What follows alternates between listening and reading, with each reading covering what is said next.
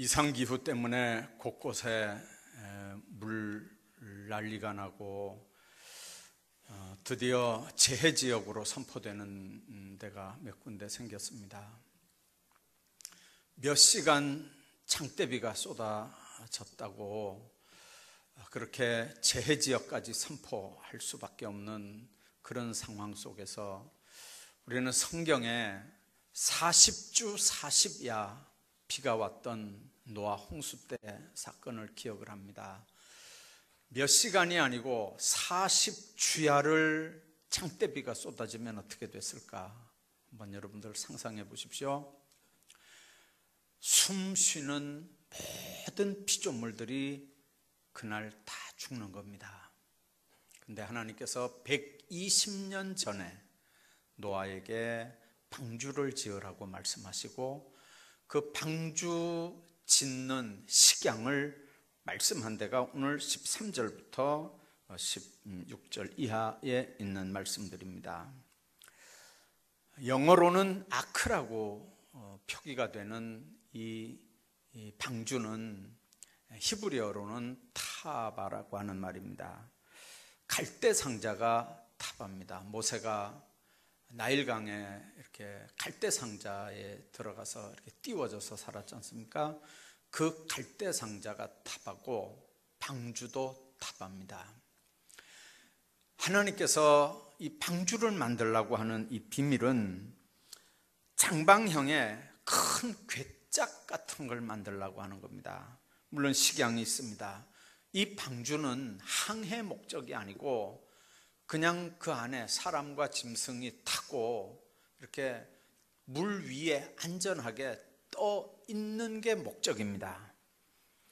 그러니까 처음부터 만들 때 항해하려고 만든 게 아닙니다. 목적이 물 위에 떠 있다가 물이 빠지면 이제 방주는 필요 없는 거거든요. 이제 그 목적으로 만든 게 방주입니다. 여러분들, 그리고 그 방주는 안에 들어가서 마지막으로 이렇게 창문을 위에 난 창문을 이렇게 딱 닫아버리면 그 방주 안에 있는 사람이나 짐승이 움직일 수 있는 방법은 전혀 없습니다. 그때부터 방주는 하나님이 바람으로 운행을 합니다. 바람 부는 대로 방주가 그냥 밀려다니다가 그냥 어디든지 가서 이렇게 머무르고 물 빠지면 그냥 거기에 이렇게 서 있는 상황입니다. 여러분들, 사람들이 방주를 움직이는 게 아니고 문을 닫으면 그때부터 방주는 하나님이 움직였습니다. 오늘날 방주를 신학적으로 교회의 본질과 구원의 개념이 너무 분명하고 완벽하게 이렇게 기록되어 있는 데가 이 방주 사건이라고 얘기를 하는 건, 방주가 교회만 상징하는 게 아니고 구원도 상징하고 거기에 담겨져 있는 예수 그리스도의 십자가 보혈 사건까지 너무 분명하게 암시가 되어 있기 때문에 교회를 상징한다는 말은 홍수 심판에서 구원받는 유일한 하나님의 사건이기 때문에 그렇습니다. 하나님은 방주를 직접 설계를 합니다. 상중하 3층으로 해라. 그리고 길이는 얼마로 해라. 우리 말로 하면 150m입니다. 폭이 25m고 높이가 15m입니다. 여러분들, 축구장이 108m거든요, 길이가. 그러면 150m면 축구장 길이의 1배 반의 긴 방주입니다. 25m 넓이에 15m 높이니까 한 층수로 이렇게 3층일 수밖에 없죠. 지금 아파트 3층 정도 한다니까, 3m 정도 한다니까요. 그 안에 하나님이 선택한 모든 짐승들이 암수 한 쌍씩 다 들어옵니다. 노아가 선택한 게 아닙니다. 하나님이 짐승의 특성을 아시고 다 하나님이 선택해 들여왔습니다. 노아가 한 일은 명령에 순종해서 하나님이 지시하신 대로 제목을 보페로나무로 썼고 규격을 그렇게 그대로 했고, 그 다음에 밖에서 물이 안으로 안 들어오도록 역청을 안팎으로 칠했고, 그리고 짐승들 다 들어오는 거 확인하고, 다른 사람들이 더 이상 안 들어오는 것도 확인하고, 그리고는 문을 안에서 닫은 걸로 노아가 한 일은 끝입니다. 여러분들, 우리가 하나님의 일꾼이라고 하는 얘기를 더러 합니다. 고린도전서 4장 1절 2절에 보면 너희는 그리스도의 일꾼이요 하나님의 비밀을 맡은 자로 여길지어다. 그리고 맡은 자들에게 구할 건 충성이다. 그렇게 말씀합니다. 그때 그 일꾼이라고 하는 말은 종이나 노예를 상징하는 단어입니다. 배너라고 하는 영화를 여러분들 보셨죠? 밑에 배 밑층에서 발목이 쇠 착고에 차여가지고 딱 묶여서 앞에 북소리에 맞춰서 열심히 이렇게 노를 젓는 사람들, 그 신분들이 누구냐면 노예들입니다. 종들입니다. 그 사람들은 북소리에 맞춰서 노만 저으면 됩니다. 그 배가 어디로 가는지, 어떻게 방향을 잡아야 되는지는 그 노 젓는 사람들이 하는 일이 전혀 아닙니다. 그 사람들은 밖에서 몇 명이 안에 있는지 보이지도 않습니다. 배의 방향을 결정하는 건 위에 있는 선장이 하는 일이고, 북을 치는 건 선장의 오다를 받은 고수가 하는 일이고, 고수의 북소리에 맞춰서 노를 열심히 젓는 건 거기에 끌려온 노예 선원들이 하는 일입니다. 예수님께서 너희는 그리스도의 일꾼이요 라고, 왜 일꾼이라고 하는 단어를 그 착고에 차여서 노를 젓는 노예들에 빗대어서 말씀을 했을까요? 너희들은 배의 방향을 모른다는 거예요. 배가 어디로 가야 되는지는 너희들이 할 일이 아니라는 거예요. 배의 방향을 결정하는 일은 위에 있는 선장이 하는 거라는 거예요. 여러분들, 고고학자들에 의하면 터키 아라랏산에 지금 방주가 묻혀 있다고 하고요. 그 아라랏산에 있는 방주는 여러 부분으로 고고학적인 발굴에 의하면 틀림없이 노아 방주 시대 때 있었던 그 방주라고 하는 걸 이야기합니다. 이 코페르나무라고 하는 게 이제 우리는 옛날 성경에는 다 잣나무로 그렇게 표현이 됐었는데, 우리나라에서 코페르나무는 없거든요. 우리나라에 있는 것 중에 가장 비슷한 나무가 이 잣나무이기 때문에 이 잣나무 같은 걸로 이렇게 번역이 됐지만, 그런데 그 잣나무나 소나무는 송진이 많이 이렇게 흘러나오지 않습니까? 이제 그게 바로, 우리는 송진이라 그러는데 그게 바로 코페르입니다. 그래서 코페르가 많이 흐르기 때문에 그게 이제 코페르 나무예요. 그 나무는 얼마나 탄탄한지 톱이 잘 안 들어갈 정도로 그게 탄탄한 나무입니다. 아무리 노아가 그 방주를 150m짜리 방주를 3층짜리 짓는다고 해도 그게 120년이나 걸리겠습니까? 근데 이게 톱이 잘 안 들어간다 그래요. 나무를 가공하기가, 나무가 얼마나 탄탄하고 얇은지 그게 사실은 잘 안 되는 그런 나무인데, 노아가 할 수 있는 일은 바로 그겁니다. 명령대로 그대로 만들 수밖에 없었던 겁니다.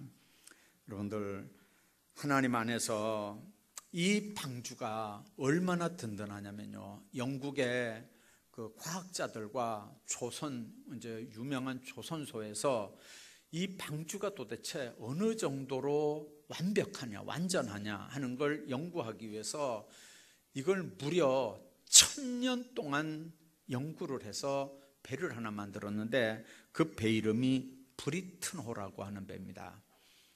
이 브리튼호가 이 방주 모형 설계도를 그대로 재현을 해서 만들었더니, 이 조선소에서 하는 얘기들이 뭐냐면 이거보다 더 물 위에서 완벽한 배는 없다는 거예요. 가장 안전한 배, 가장 안전하고 완벽한 배가 바로 이 설계도에 나오는 노아 방주라는 얘기입니다.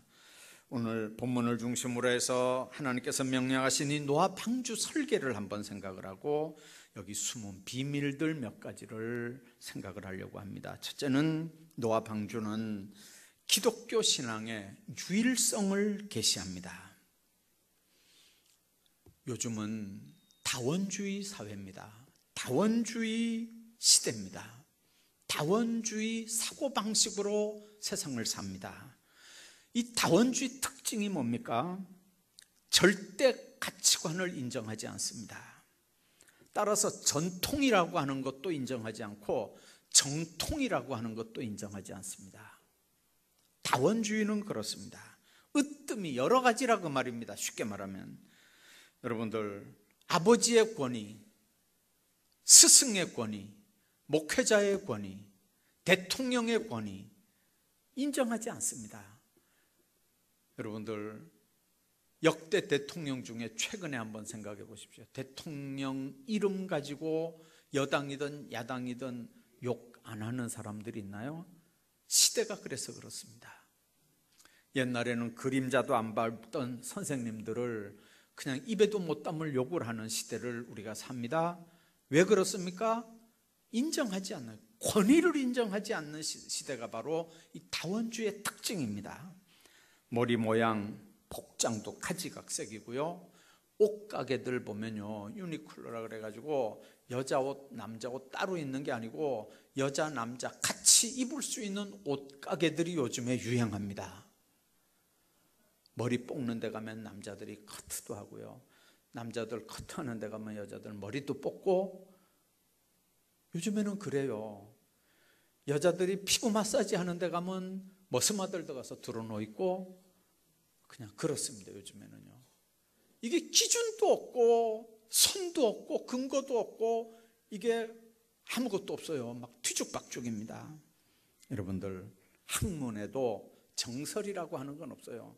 아무개가 어떤 학설을 하나 딱 주장하잖아요. 인문학은 말할 것도 없고요, 이 이공계열에서도 여러분들 어떤 학설이 하나 딱 나오면 금방 뒤집어 버리는 그런 학설이 또 나옵니다. 그러니까 정설이라고 하는 게 인정이 되지 않습니다. 어떤 이론이라도 나름대로 일리가 있다고 보고 그냥 그 말도 일리가 있네 이렇게 하고 서로 공존하는 시대에 우리가 살아갑니다. 그러니까 나를 따르라, 나와 같지 않은 건 틀리다, 이렇게 만일 주장하면 이 시대는 설 자리가 없는 시대입니다. 문제는 신앙의 세계에서도 이게 교회들마다 겪는 고통 중에 하나라는 거죠. 구원의 개념도 예수 믿어야 구원받는 게 아니라는 쪽으로 신학자들 입에서 그런 얘기가 나옵니다. 우리 민족은 한이 많은 민족이라는 거예요. 한이 많은 민족. 그러니까 한이 많은 민족이 구원받는 건 한을 풀어주는 거라는 거예요. 그래서 교회에서 한풀이 구슬하는 거예요. 예수 믿는 사람들이 모인 데서 한풀이 구슬하고 무당처럼 무슨 꽃가루를 뒤집어 쓰고 나와서 한풀이 구슬하는 게 그게 무식한 사람들이 아니고 한국의 이름만 대면 아는 세 손가락 안에 드는 유명 대학 교수들이 그 짓을 합니다. 머릿속에 뭐가 들어있어서 그렇습니까? 다원주의 사상 때문에 그렇습니다. 여러분들, 폭은 넓고 원만하고 너그러운 것 같은 주장에는 사망의 함정이 빠져 있습니다. 이런 모습에서 노아 시대 때 홍수 심판을 보면 거기에는 아주 신앙의 유일한 법칙 몇 가지가 나옵니다. 그 중에 하나가 방주에 안팎을 칠했던 역청이라고 하는 겁니다. 역청이라고 하는 말은 요즘 말로 하면 콜타르 개념입니다. 히브리 말로 코페르인데 송진과 같은 수지로 아스팔트나 도로 포장이나 방수 등의 재료로 쓰이는 게 이 코페르입니다. 그런데 이 코페르라고 하는 단어의 원어가 뭐냐면 카페르라고 하는 단어입니다. 그게 어근입니다. 이 카페르에서 코페르라고 하는 단어가 나왔습니다. 이 카페르가 뭐냐면 속죄와 속량을 의미하는 단어입니다. 여러분들, 속죄한다는 말은 죄가 있다는 말이 전제가 되는 겁니다. 죄 없는 사람이 속죄할 이유가 없잖아요. 죄 없는 사람이 회개할 이유가 없잖아요. 점 없고 흠 없는 희생제물의 피에 의해서 백성들의 죄가 속량이 되는 겁니다.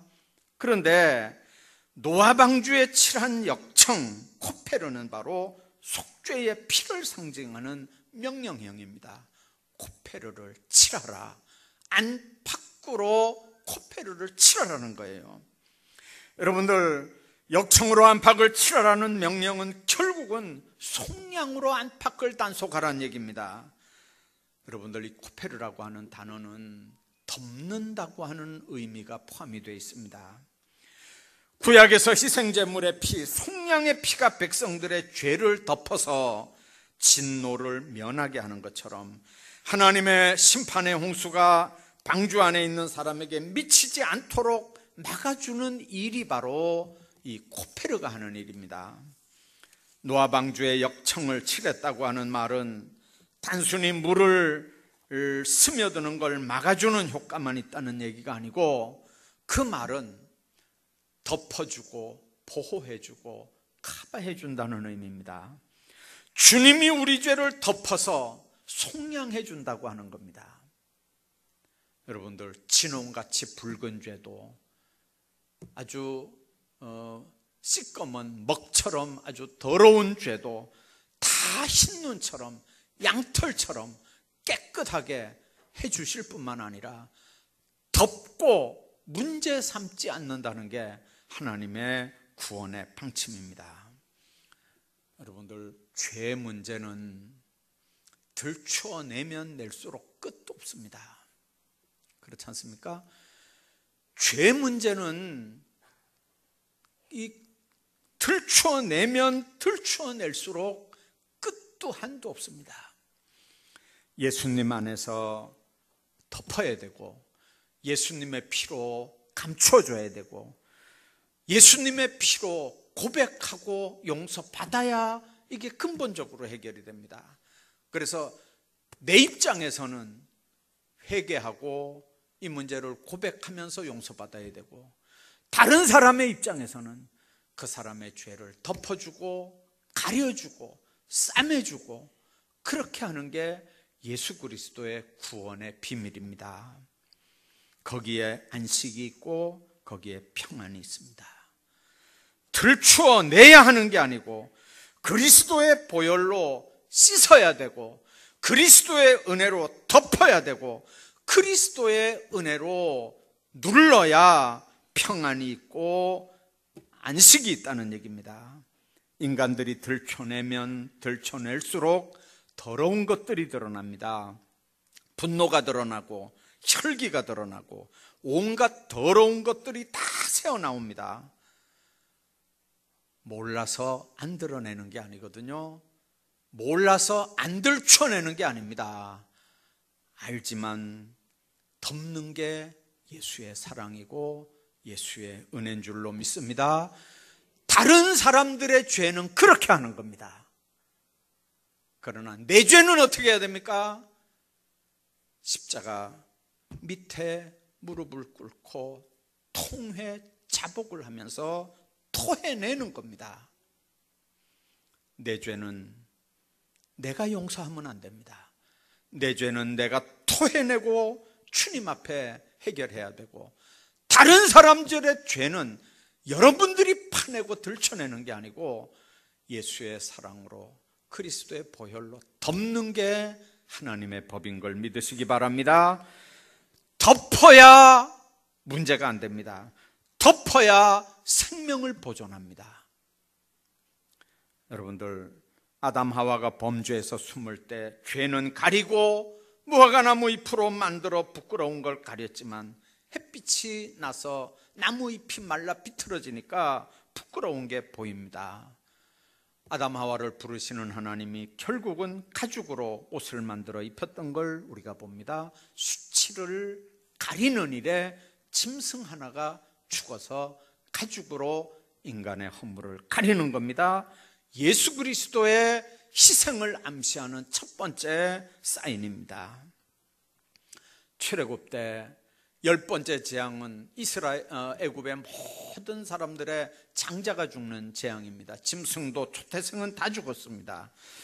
여러분들, 그 장자 죽는 사건에서 유일하게 살아남은 사람들이 누굽니까? 짐승의 양의 피를 문서주에 발랐던 모세의 말에 순종했던 사람들입니다. 만일 애굽 사람도 모세의 말을 듣고 자기들 문설주에 양피를 칠했으면 애굽 사람도 그때 살아났습니다. 이스라엘 사람도 모세 말 안 듣고 양피 안 칠했으면 이스라엘 사람도 그날 죽는 겁니다. 애굽 사람이냐 이스라엘 사람이냐가 문제가 아닙니다. 선하냐 의로우냐가 문제가 아닙니다. 하나님의 말씀에 순종했느냐 안 했느냐가 관건입니다. 그 모세를 하나님께서 80년 전에 여러분들 세상에 보냈고, 바로의 명령 때문에 죽어야 되는 상황에서 갈대 상자에 담겨서 떠내려 보낼 때 그 갈대 상자에 칠했던 그 코페르, 그것 때문에 바로 그 갈대 상자가 타바가 되는 겁니다.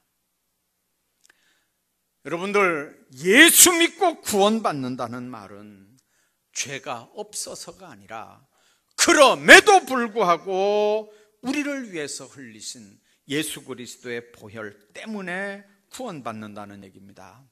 그래서 여러분들, 죄가 용서되고 죄가 가려지고 허물이 가려지는 사람만 구원받는 겁니다. 그게 예수님의 은혜입니다. 자기가 자기를 알잖아요. 내 허물이 이렇게 많음에도 불구하고, 내가 이렇게 부족함에도 불구하고, 그럼에도 불구하고 예수 그리스도의 보혈의 그 은혜 때문에 내가 하나님의 자녀되고 심판을 면하고 구원받는 판결에 동참할 수 있다는 것은, 이건 아무리 생각해봐도 하나님의 은혜인 겁니다.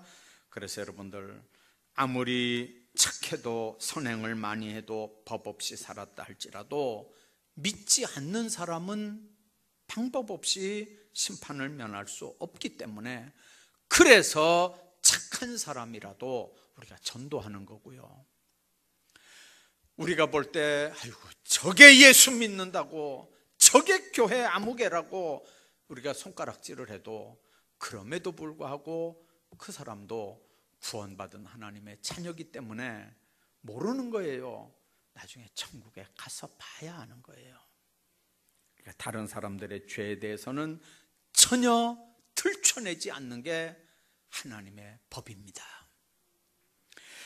뿐만 아니라 역청을 안팎으로 바르라고 하는 이 말은 코페르 나무에 이은 틈새를 방수처리하라는 말이고, 그 역청, 그거는 바로 방부제 역할도 한다는 뜻입니다. 교회라고 하는 거는요, 성도들의 모임입니다. 성도들은 지금 천국에 있는 곳이 아닙니다. 방주가 구원선으로 물 위에 떠 있는 것처럼 교회는 세상에 떠 있습니다. 세상에 존재하고 있습니다. 구원선인 교회지만 자칫하면 이 안에 세속의 물이 들어옵니다. 배는 물 위에 떠 있어야 배의 역할을 할 수 있는 거예요. 그러나 그 배에 물이 들어와 버리면 배는 방법 없이 물속에 깔아앉습니다. 배는 물 위에 떠 있어야 돼요. 마찬가지입니다. 교회는 어쩔 수 없이 우리가 세상 속에 존재하는 겁니다. 세상의 배처럼 물에 떠 있는 배처럼 교회는 세상에 있습니다. 그러나 세상적인 가치관이 교회 안에 들어오면 방법 없이 교회는 깔아앉고 맙니다. 그거 들어오지 못하게 막으라는 게 코페르 나무를 바르라는, 칠하라는 거예요. 여러분들, 교회가 그리스도의 몸으로 세상 안에 있지만 세상적인 것들이 들어오면 교회가 세상에 잠긴다고 하는 말이 뭔 말입니까? 그게 세속화입니다. 교회가 막아야 되는 역청이 뭡니까? 그게 복음의 진리 말씀과 그리스도의 구속입니다. 하나님의 말씀으로 안팎을 칠하지 않으면 작은 틈새로 세속이 들어옵니다. 방주가 물에 반쯤 잠겨 있기 때문에 물에 들어올 위험이 많은 것처럼 우리 교회가 세속의 살기 있기 때문에 방법 없이 세상 것들이 교회 안으로 들어오는 겁니다. 주님은 세상과 세상에 있는 것들을 사랑하지 말라고 그랬고, 하나님도 세상을 이처럼 사랑해서 독생자를 주셨다 그랬습니다. 예수님은 세상과 세상 것 사랑하지 말라고 그러고, 하나님은 세상을 이처럼 사랑해서 그랬으면 이 말이 두 개가 틀린 거냐? 그렇지 않습니다. 세상을 사랑하지 말라는 말은 쉽게 말하면 세속 문화, 가치관을 사랑하지 말라는 말입니다. 예수 믿는 사람들이 뭐 때문에 삽니까? 뭐만 있으면 됩니까? 돈만 있으면 되고, 돈 때문에 사는 건 그건 예수쟁이 아닙니다. 여러분들 자녀들을 그렇게 키우지 말길 바랍니다. 예수 안 믿는 사람들도 그게 그들의 신이거든요. 예수 안 믿는 사람도 종교 상관없이 그거 쫓아가거든요. 돈만 있으면 다 된다고 생각합니다. 돈만 있으면 우리 인생이 완전히 다 해결되는 것 같이 생각합니다. 안 믿는 사람도 그게 신입니다. 그거 쫓아가는 거예요. 예수 믿는 사람도 그걸 쫓아가야 되겠습니까? 예수 믿는 사람도 자녀들을 그렇게 양육해야 되겠습니까? 여러분들, 세상을 사랑하지 말라고 하는 말이 바로 그 말입니다. 세상의 가치관이나 세상적인 문화를 사랑하지 말라는 겁니다. 그게 교회 안에 들어오면 그때부터 교회는 세속화가 되는 거예요. 그러나 하나님이 세상을 사랑했다는 말은 세상에 있는 인간들을 사랑했다는 말입니다. 세상에 있는 범죄에서 죽어가는 영혼들, 지옥 갈 영혼들을 사랑해서 독생자를 주셨다는 겁니다. 오늘 우리가 기억해야 되는 게 바로 그겁니다.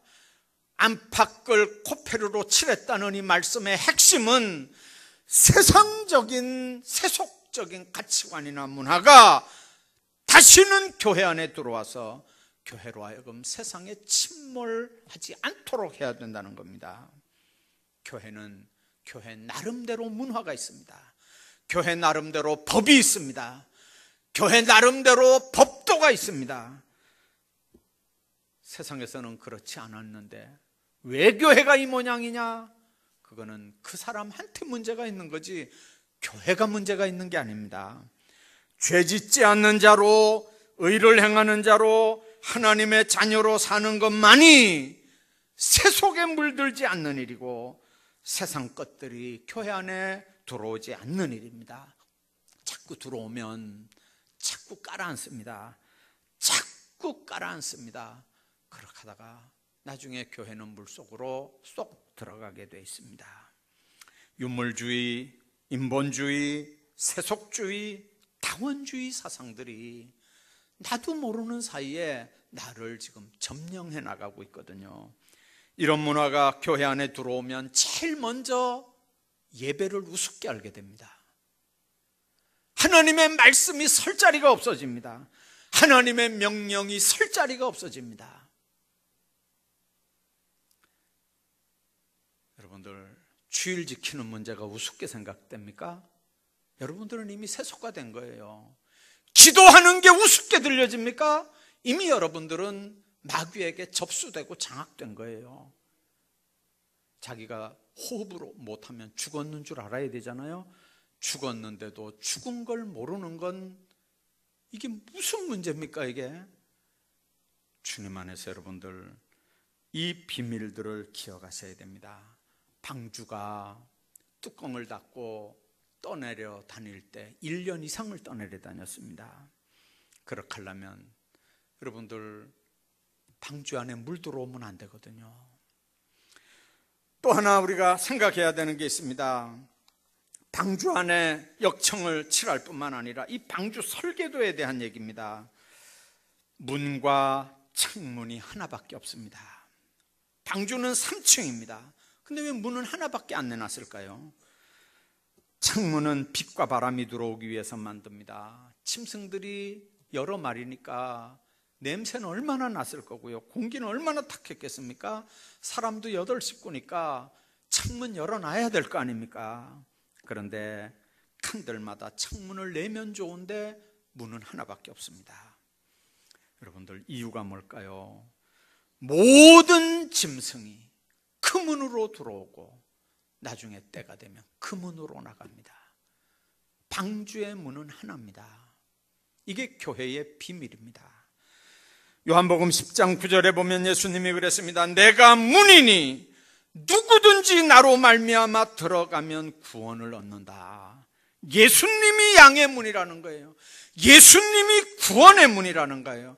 나 외에는 다른 문은 없다는 거예요. 들어가면 강도고 도둑이라는 거예요. 여러분들, 다원주의 사상처럼 다른 방법, 다른 문, 다른 길은 없습니다.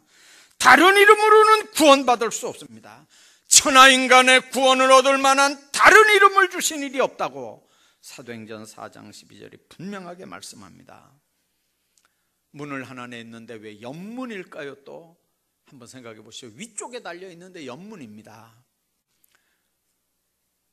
예수님의 옆구리, 창자리를 여러분들 기억할 수 있기를 바랍니다. 창문은 열기 좋은 대로 이렇게 옆으로 내서 문 한번 열어보고 밖에 상황이 어떻는지 한번 좀 봤으면 얼마나 좋을까요? 세상 문 열고 보면 뭐만 보였겠어요? 그때는 죽은 시체들만 보였을 거예요. 그거 봤으면 그 안에서 여러분들 다 우울증 걸리고 정신적으로 문제 다 생길 거예요. 그러니까 앉아서는 안 쳐다보이는 저기에다가 문 하나 내놓은 거예요. 저기만 바라보라는 거예요. 주님 안에서 여러분들, 여기에 하나님의 구원의 비밀이 있고 하나님의 자비의 계획이 있습니다. 영적인 창문으로는 성령께서 주시는 조명의 역사만 있습니다. 그분만 바라보는 겁니다. 어떤 사람이든지 이 문으로만 들어와야 되고 어떤 사람도 반드시 이 문으로만 들어올 수 있습니다. 뿐만 아니라 여기서 우리가 생각해야 되는 건 기독교의 다양성을 발견하지만 그 다양성의 근본은, 목적은 하나입니다. 방주는 3층입니다. 그 안에 칸을 막으라 그래서 여러 개 방이 있습니다. 그런데 여러분들, 그건 방주의 구조일 뿐입니다. 어느 동물이 어느 칸에 들어가 있든지 그건 상관없습니다. 어차피 방주 안에 있는 거니까요. 주님 안에서 우리가 기억해야 되는 건 다양성의 문제입니다. 노아가 하나님 앞에서 노아 방주를 만들긴 했지만 자기가 만들어 놓고 다른 사람 집어넣고 짐승 집어넣는 거 구경하다가 차일피일 미루고 자기는 만일 그 안에 안 들어갔다고 한번 생각해 보세요. 노아가 안 들어가면 노아는 구원받겠습니까? 자기가 만들어 놓고도 자기는 구원 못 받는 거예요. 자기가 만들진 않았지만 노아의 간청한 소리를 듣고 마지막 순간에 노아를 생각해서라도 그 안에 들어갔던 사람들은 살 수 있는 거예요. 이게 방주의 비밀입니다. 여러분들, 착하냐 악하냐가 문제가 아닙니다. 하나님 안에는 별별 사람들이 교회 안에 다 들어옵니다. 저는 어떨 때 그런 생각합니다.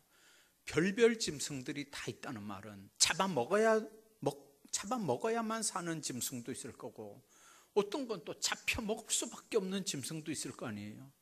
근데 그것들이 1년 동안 1년 이상을 어떻게 그 방주 안에서 살았을까요? 한번 생각을 한번 해보세요.